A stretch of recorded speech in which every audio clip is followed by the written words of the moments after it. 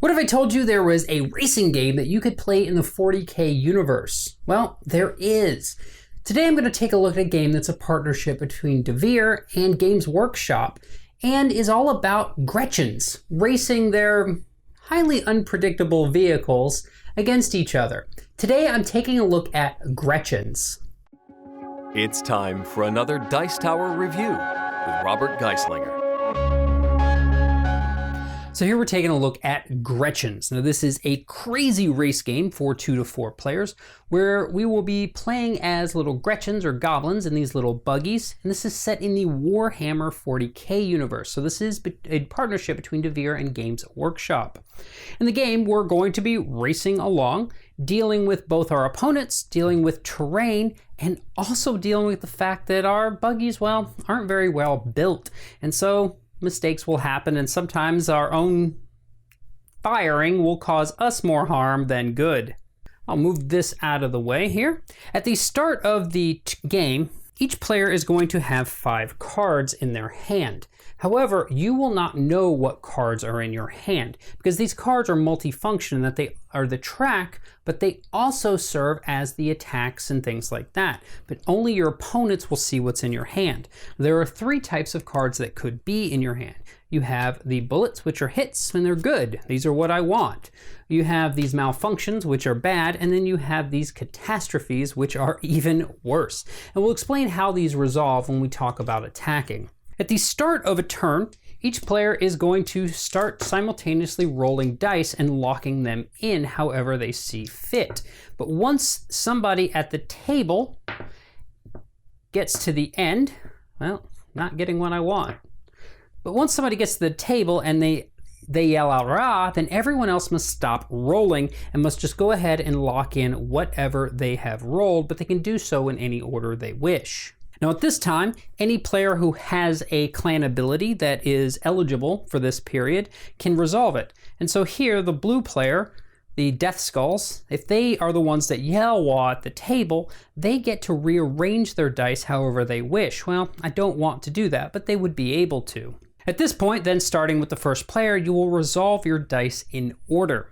So I'll just go real quick through the different types of dice. First, we have a swerve left and swerve right. This is fairly simple. It means that we're going to move. So if I did this one, then this buggy here would swerve like this. Now what's going to happen is we're immediately going to fill in the cards in front of it and then to the side if we haven't decided the track is going to go any further. And I've decided the track is not going to extend beyond this border, so that won't go any further than that. In addition, we're going to have to resolve if we're on a terrain. So this one says that I'm going to lose a random card from my hand, so maybe I'll lose this one, and I don't get to see what that card is. Other ones we have here might allow us to draw a card without looking at it. There's ones here where it allows us to draw a card and we do get to see it before putting it in hand. Now what's important is there's also these cards here which allow us to keep on moving. So by going here, if I had another movement, swerve, I would not be able to resolve it. But had I went here, I would be and had another resolve, I would be able to keep moving. The next type of die we have is very simple. It is simply to draw 2 cards into our hand. However, we do have a hand limit of 5. So if it put me over, I would need to discard from my hand in order to go down, but I don't get to look at what I got rid of. The next type we have here is called the Eye of Mork, or it's maybe Gork, depending on where you're from. This one allows me to ask another player at the table how many of those attack cards I have in my hand, and they must tell me the truth. Next up, we have the clan ability. Now this only applies if you have a clan that has that ability. The Snakebites here, they have the ability to turn this die into an Eye of Mork.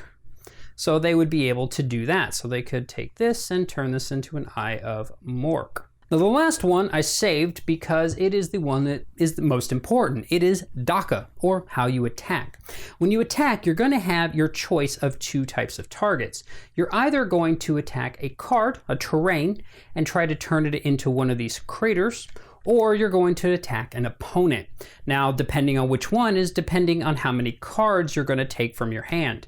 So if I declare DACA on the yellow player here, then I will need to take 2 cards from my hand. And again, I don't get to look at them. And when I do that, I will select those 2 cards and they will both be flipped up. And if they are both attack cards, then I get a hit and they will take a fire token. But if one of them is not a hit, then they will not get any damage. And instead, I will take a malfunction and I will take a fire token. Now there is one other type of card that could come up in this, and that was the explosion card, or what I like to call catastrophe.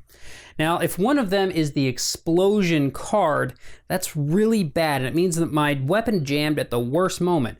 Not only do I miss, but I have to discard all of the cards in my hand. Even more fun on top of that is that's if it came up like this. But if it had come up like this, then I win the big one. And that means not only do I lose all of the cards from my hand, I take a fire token myself.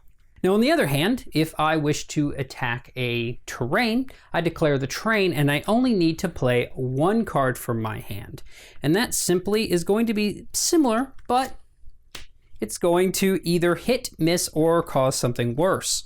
So if it's a miss, then again, something goes wrong and I get a flames token on my little buggy. If I get a hit, then we replace the card with a crater card, which crater cards, anybody who comes into a crater loses 2 cards from their hand. But just like when attacking an opponent, if we pull an explosion card, then we will discard all the cards in our hand. Now you may be asking, what's with the flame tokens? Well, by default, not too much, because we can be on fire a little bit and keep going. However, if at any point you take your 3rd flame token, that means that you are going to lose all of the cards in your hand and you're going to lose your next turn because you're going to need to put out the flames. Now at the start of the next turn that he's eligible to take, they will so if everyone at the table, if I've already lost my turn and we're all about to roll again, before I can begin rolling my dice, I have to remove 2 of the flame tokens, but I will leave 1 there, causing me a handicap, and then begin rolling. And I will also get to draw 1 card into my hand. Now this will continue on and on with the track coming out further and further, until eventually we get to whatever our predetermined end of line was, which by default, of course, is 1, 2, 3, 4, 5, 6, 7. So we want to get to the end here, but you can expand this out if you wish for a longer race. But the player who gets to the end first, they will finish the race, but you will still finish out that round. So other players will still have an opportunity to cross the line. If only 1 player crosses the line, then they have won the game. If multiple buggies have reached the end of the line at that point, then it's whoever's least on fire. And if that is still tied, then it's whoever has the most firing cards still in their hand. So that's a look at Gretchinz. Now before I get into my thoughts on this game, I do want to kind of do a little bit of a errata on that overview.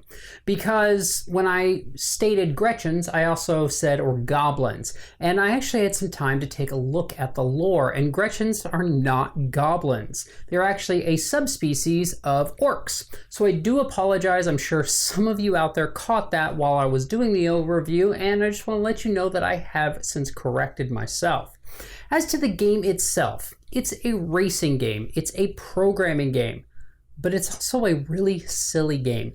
And I found I just had a lot of fun with this game. There was a lot of fun in frantically rolling the dice and someone yelling "wow" at the table. And sometimes I just rolled my dice and just threw them in just so I could yell "wow." And other times I found myself caught with dice that I didn't want or couldn't use. Because one thing I didn't mention in the overview, let's say that you get stuck with a Daka, an attack, and you don't actually have enough cards in your hand to do that. Well, you take fire because it's an automatic malfunction. So everything in this game is just frantic and fast-paced, and that's awesome. But for some players, the randomness of everything in this game is going to drive them a little on edge. For me, I really liked it. I'm not normally a big fan of games that I really can't plan past really the 3 dice in front of me. And I'm not normally a fan of games that are just completely erratic and random, but everything in this game just worked for me. And maybe that's because I got into the spirit of the game. I really did enjoy the way I couldn't see what was in my hand and my opponents could, so they knew the odds on whether or not they were going to be safe if I attacked them. And so there's a bit of playing socially at the table where everyone's trying to convince each other that they do or don't have the cards to even go for attacks or dakas. So overall, I like this game quite a bit. It's a small box game that if you're looking for something that's just silliness, it's probably a good game to look at. If you don't like a lot of randomness, probably not a game to look at. Added bonus, if you're already into the Warhammer 40k, then this is a racing game set in that universe. Now, in the overview, I did show me playing with the clan abilities. That is considered advanced, but I would never recommend playing without them. I feel that they actually do add a layer of strategy that's needed to the game.